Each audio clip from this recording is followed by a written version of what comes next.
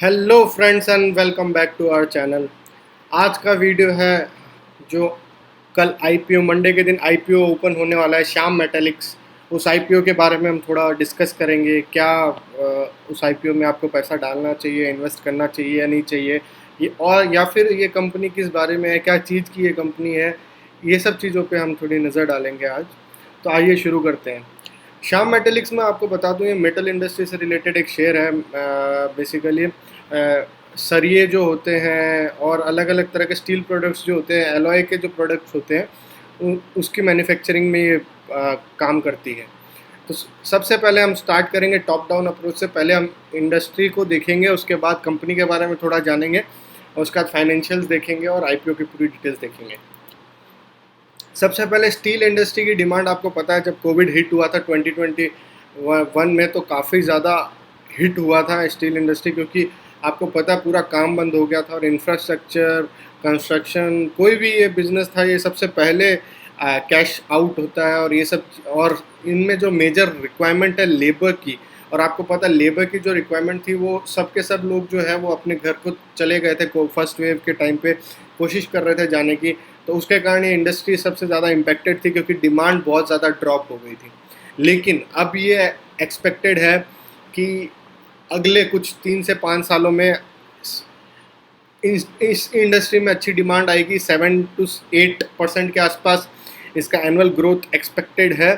और आपको मैं बता दूं, स्टील इंडस्ट्री जो है उसमें जो मेजर डिमांड आती है वो आप देख सकते हैं बिल्डिंग एंड कंस्ट्रक्शन से आती है, और सेकंड जो मेजर है वो इंफ्रास्ट्रक्चर से आती है। तो ये जो दो मेजर पोर्शन करते हैं हैंडल, उनकी देखिए आप ग्रोथ रेट अप्रॉक्सीमेटली 8 to 10% के आसपास एक्सपेक्टेड है। और ये प्रिडिक्टेड ग्रोथ रेट है। ये सारा डेटा जो मैं आपको बता रहा हूँ ये क्रिजिल के द्वारा एनालाइज करके, रिसर्च करके पोस्ट किया गया है। तो मैं बस उसका रेफरेंस आपको बता रहा हूँ और आपको मेजर इंपॉर्टेंट चीज़ें आपको बता रहा हूँ। तो आपको पता है बिल्डिंग और इंफ्रास्ट्रक्चर, जब भी डेवलपमेंट में पैसा इन्वेस्ट होगा कहाँ, गवर्नमेंट का या किसी भी प्राइवेट सेक्टर का, रियल इस्टेट में पैसा इन्वेस्ट होगा, इंफ्रास्ट्रक्चर डेवलपमेंट में पैसा होगा, तो स्टील की डिमांड में भी काफ़ी हद तक इंक्रीज आएगी। क्योंकि मेजर जो इनकी डिमांड आप देख सकते हैं इन्हीं दो चीज़ों से आती है। 60 to 70% जो डिमांड है यही फुलफिल करता है। तो और प्लस सब जगह पे यही न्यूज़ है और सब एक्सपर्ट्स का यही कहना है कि अगर कम इंडिया को इस कोविड से रिकवर करना है और जीडीपी को वापस अपने ट्रैक पे लेके आना है, तो उनको इंफ्रास्ट्रक्चर डेवलपमेंट पे काफ़ी हद तक काम करना पड़ेगा। तो इसके लिए ऑलरेडी गवर्नमेंट एग्रेसिवली काम कर रही है। और आपको पता है कि ये सारे रोड्स, रेल, अर्बन इंफ्रास्ट्रक्चर, इस सब में और पावर इंफ्रा में, इन सब में आपको पता है कि ऑलरेडी गवर्नमेंट इतना काम कर रही है और आगे भी और ज़्यादा काम करने वाली है। प्लस आपको पता है कि गवर्नमेंट के इतने सारे प्लान हैं जिसमें हम लोग बात करते हैं कि घर सबको मिले, सस्ते घर मिले, पक्के घर मिले। उसके लिए भी गवर्नमेंट ने काफ़ी सारे प्लान्स और स्कीम्स इन प्लान्स और स्कीम्स अनाउंस कर रखी है। उससे भी इसमें काफ़ी डिमांड बढ़ेगी। तो ऑल इन ऑल बात यह है कि इस इंडस्ट्री में अभी इस फ्यूचर में बूम एक्सपेक्टेड है। और तो ये बात है कि इससे ज़रूर हेल्प मिलेगी स्टील इंडस्ट्री को ग्रो करने के लिए। तो अब चलिए देखते हैं हम कंपनी के बारे में। कंपनी जो है one of the leading producer है इंटीग्रेटेड मेटल में। और आपको बता दूं अभी एट प्रेजेंट इस कंपनी की कैपेसिटी 5.71 MTPA है। और इसको 2 से 3 साल में कंपनी उम्मीद कर रही है और प्लान कर रही है इसको 11.60 MTPA पे लेके आने के लिए। प्लस इनकी जो भी मैन्युफैक्चरिंग यूनिट्स है जितने भी एट प्रेजेंट, वो स्ट्रेटेजिकली लोकेटेड है। उससे क्या होता है, उनकी इफेक्टिव कॉस्टिंग इफेक्टिव आती है और ये अल्टीमेटली हेल्प करता है प्रॉफिट को इंक्रीज़ करने में और कॉस्ट को डिक्रीज़ करने में। और प्लस कंपनी में ये एक पॉजिटिव बात है कि जो प्रमोटर और बोर्ड है और मैनेजमेंट है वो थोड़ा एक्सपीरियंस्ड है। प्लस हाल ही में जो रेटिंग आई है कंपनी की और इनकी सब्सिडरीज़ की भी जो क्रेडिट रेटिंग आती है, जिससे पता लगता है कंपनी की क्रेडिटेबिलिटी के बारे में, वो भी एक अच्छी ए पॉजिटिव के आसपास की रेटिंग आई है। तो वो भी एक अच्छी बात है कंपनी के लिए। अब चलिए फाइनेंशियल समरी के और बढ़ते हैं कंपनी के। अल्टीमेटली आप देख सकते हैं यहाँ पे सेल्स ग्रोथ सबसे ज़्यादा जो हिट आपको ईयर दिखेगा वो फाइनेंशियल ईयर 2020 होगा। मतलब इस साल कंपनी को सबसे ज़्यादा हिट हुआ था और अल्टीमेटली इसी साल कोविड मार्च में आया था, एंड मार्च एंड के आसपास इंडिया में काफ़ी हद तक हिट हुआ था। तो उस वक्त आपको पता है रियल एस्टेट सेक्टर भी काफ़ी स्लो चल रहा था और स्ट्रगल कर रहा था। तो इसके कारण सबसे बुरा जो पीरियड था स्टील इंडस्ट्री के लिए वो फाइनेंशियल ईयर 20 था। आप देख सकते हैं यहाँ सेल्स ग्रोथ अच्छी 19.8% वापस से रिकवरी पे आ गई है, पोस्ट कोविड लेवल पे आ रही है, और आगे जाके जो डिमांड में बूम एक्सपेक्टेड है उससे और ज़्यादा इंक्रीज होगी। और ये 9 मंथ में देखिए अच्छा प्रॉफिट आप देखिए, 9 मंथ में लास्ट ईयर जो प्रॉफिट था उसको भी अभी तक 9 मंथ में सिर्फ बीट कर दिया, और लास्ट क्वार्टर का तो रिजल्ट अभी आना कंपनी का बाकी है।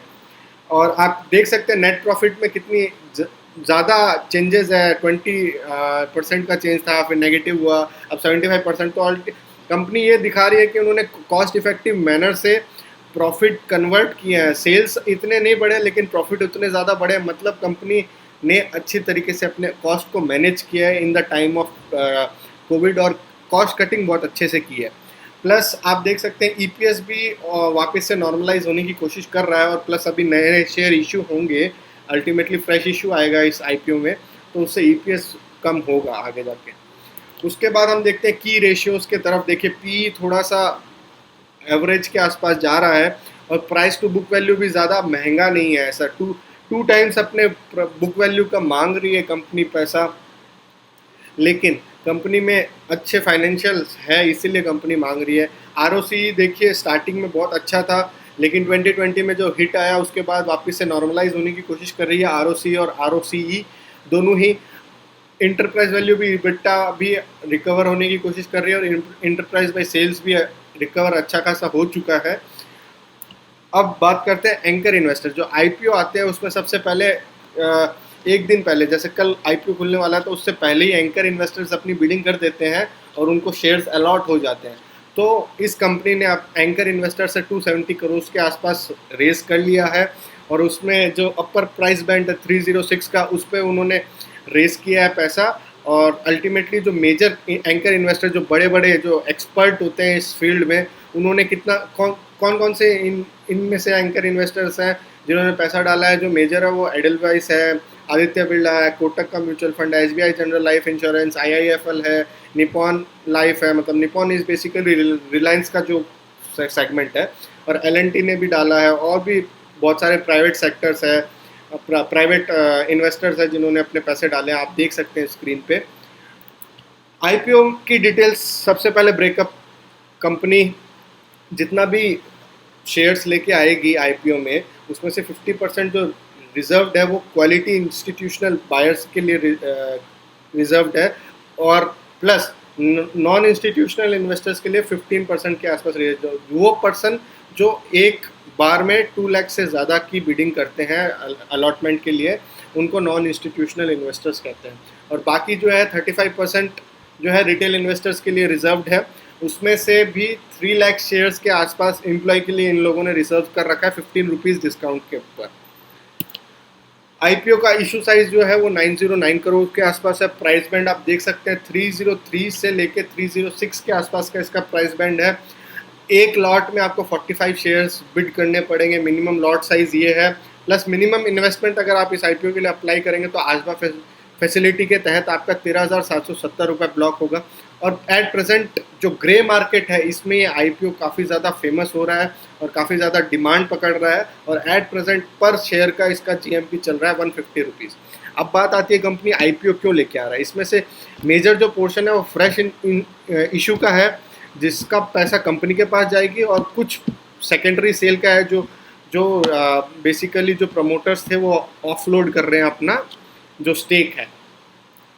तो जो फ्रेश इशू का पैसा है वो कंपनी के पास जाता है, और कंपनी उसको किस लिए यूज़ करेगी। एट प्रेजेंट मेजर उनका जो मोटिव है वो है जो लोन्स है कंपनी के ऊपर, उसकी सब्सिडरी के ऊपर, एक जो एनर्जी सेक्टर से रिलेटेड है उनके लोन्स को रिपे करना सबसे पहला इनका मोटिव है। उसके बाद अगर कुछ बच जाएगा तो जनरल कॉर्पोरेट पर्पस के लिए ये यूज़ करेंगे।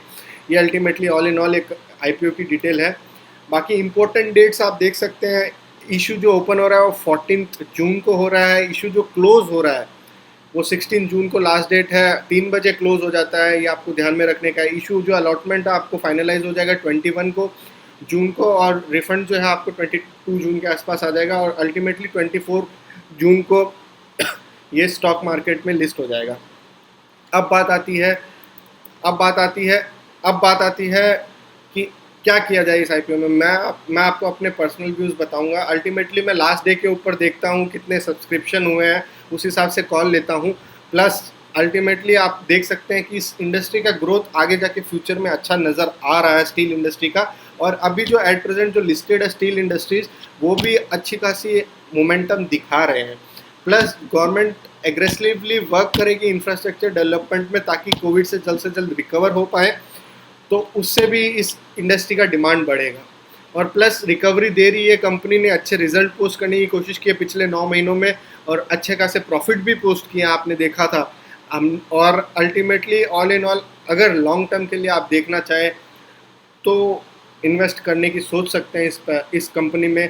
प्लस आपको मैं बता दूं, अगर आपका क्लियर कट मोटिव होता है कि आपको लिस्टिंग गेन के लिए ही इन्वेस्ट करना है, तो आप फिर लिस्टिंग गेन के लिए इन्वेस्ट कर रहे हो, तो अल्टीमेटली अगर इन केस डिस्काउंट पे भी खुल जाए तो आपको फिर सोचना नहीं है। कारण बताता हूँ, आप जैसे इशू क्लोज हो जाएगा 16 को और लिस्टिंग होगी 24 को, तो इस बीच में आप देख सकते हैं 8 दिन है। 8 दिन में कोई भी मार्केट है, कोई भी अनसर्टेनिटी आ सकती है, मार्केट क्रैश हो सकता है, फॉरेन में कुछ हो सकता है, कोविड फिर से क्रॉप अप हो सकता है, कोई नया इशू आ सकता है, तो कुछ भी हो सकता है। तो अल्टीमेटली उस हिसाब से आप अपना कॉल लें। और लॉन्ग टर्म के लिए भी ये अच्छा शेयर लग रहा है, अगर क्योंकि 3 to 5 years down the line steel industry अच्छा ग्रो करने की एक्सपेक्टेशंस हैं। अल्टीमेटली थोड़ी सी रिस्की बेट होती है, क्योंकि स्टील इंडस्ट्री थोड़ा सा रिस्की नेचर का सेक्टर है, लेकिन आप इसमें अपना पैसा लिस्टिंग गेन के लिए भी देख सकते हैं, और अल्टीमेटली आप इसमें लॉन्ग टर्म के लिए भी देख सकते हैं। प्लस इसमें ग्रे मार्केट प्रीमियम भी अच्छा चल रहा है, ग्रे मार्केट में इस शेयर की डिमांड बहुत अच्छी है। तो आज के लिए इतना ही। Thank you for watching the video. Please like करें, शेयर करें, सब्सक्राइब करें हमारे चैनल को। Thank you, take care, stay home, stay safe.